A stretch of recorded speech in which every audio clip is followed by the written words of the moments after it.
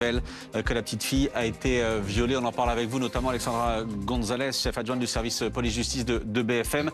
C'est la première information. Elle est évidemment très importante et c'est un nouveau choc dans cette affaire, bien sûr. L'autopsie révèle donc un viol. Oui, elle révèle que la petite Liana a été victime de ce viol et il est important de préciser que la famille a été avertie aujourd'hui à la mi-journée par les autorités judiciaires de ces éléments qui concernent leur enfant. Les investigations désormais se poursuivent. On sait également que le profil biologique de Jérôme Barella a été retrouvé sur les zones intimes de l'enfant et donc il va falloir désormais que lorsqu'il ira devant le juge d'instruction, il s'explique sur ces éléments scientifiques qui ont été mis au jour lors des examens médico-légaux. Vous dites, et on emploie beaucoup depuis qu'on a eu ces informations ce soir, profil biologique de Barella. ADN, profil biologique, c'est la même chose? Oui, alors en l'occurrence, on ne rentre pas volontairement dans les détails. Évidemment. Parce qu'on parle d'une enfant et que c'est très délicat. Mais ce qu'on peut vous dire, c'est que ce sont des éléments ADN qui relient ce viol au profil de Jérôme Barella. Premier élément, donc l'autopsie révèle un viol.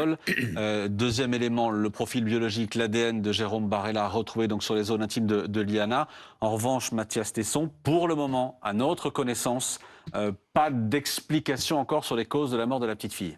Pas encore, mais effectivement, ce sont les prochains éléments qui sont très attendus dans cette affaire. En premier lieu, et avant tout le monde, bien évidemment, par les parents de la petite Liana, ce sont les causes certaines de la mort. Puisqu'on va rappeler que dans les jours qui ont suivi la découverte du corps de cette pauvre fillette, de premiers examens ont été pratiqués sur son corps, une première autopsie qui n'a pas permis de mettre en évidence les causes certaines. Ça veut dire que très probablement il n'y avait rien d'évident, rien de très marqué, de très précis, pouvant expliquer de manière certaine le décès de cet enfant. C'est pour ça que des examens complémentaires plus spécifiques, plus spéciaux, plus techniques sont menés ou ont été menés, et ce sont ces examens qui pourront éventuellement mettre en évidence les causes de la mort de cette fillette et peut-être un début d'explication sur la chronologie dramatique des événements. Boris Karlamov à Florence, dans le Gers pour BFM TV. Boris,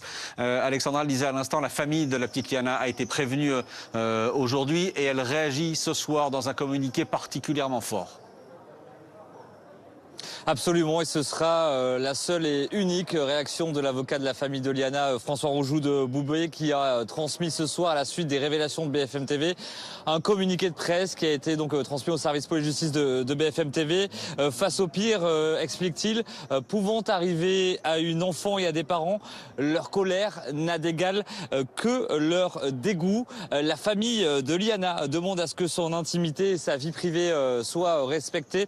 Aucun autre commentaire ne sera fait. Voilà ce qu'indique donc l'avocat de la famille dans un communiqué transmis à BFM TV. Les habitants de Florence, comme une très large majorité de Français, attendaient beaucoup de réponses dans cette affaire, alors que cela fait aujourd'hui 15 jours que le corps de Liana a été retrouvé dans un silo agricole près de Pucasquet. C'est à une vingtaine de minutes de l'endroit où l'on se trouve avec Jérémy ici à Florence, notamment savoir si Liana avait subi des abus sexuels. La confirmation donnée par BFM TV ce soir que, hélas, cet enfant âgé de 11 ans a subi un viol. Il y a encore beaucoup de questions sans réponse, notamment sur les causes de la mort, puisque les causes de la mort n'ont à ce stade pas été déterminées. Il y a de nombreuses expertises qui sont toujours en cours, avec un élément, Maxime, en particulier, qui fait l'objet de toutes les attentions, c'est la voiture de Jérôme Barella, puisque c'est à bord de ce véhicule que Liana a été vue pour la toute dernière fois. Souvenez-vous, c'était le 29 mai dernier. Cette voiture, elle a été expertisée. Place désormais à l'analyse des données qui ont été récoltées par les enquêteurs de l'IRCGN, l'Institut de recherche criminelle de la gendarmerie nationale. Un certain nombre de données. Oui, mais voilà, la tâche, elle est d'autant plus compliquée aujourd'hui puisqu'il s'agit d'un véhicule ancien et il est donc plus difficile de travailler que sur un véhicule beaucoup plus récent. L'objectif est de faire parler cette voiture pour tenter d'avoir un début d'explication dans ce véritable drame. Et puis forcément, il y aura la convocation de Jérôme Barella, puisque oui, Jérôme Barella sera à nouveau convoqué dans le bureau du magistrat instructeur pour pour s'expliquer sur son éventuelle implication dans la mort de cet enfant. Vous le savez, Jérôme Barella, il a été mis en examen pour enlèvement et séquestration sur mineur de 15 ans, placé en détention provisoire. Oui, mais voilà, la justice va à nouveau le convoquer suite à la découverte du corps de Liana. Il va donc devoir s'expliquer.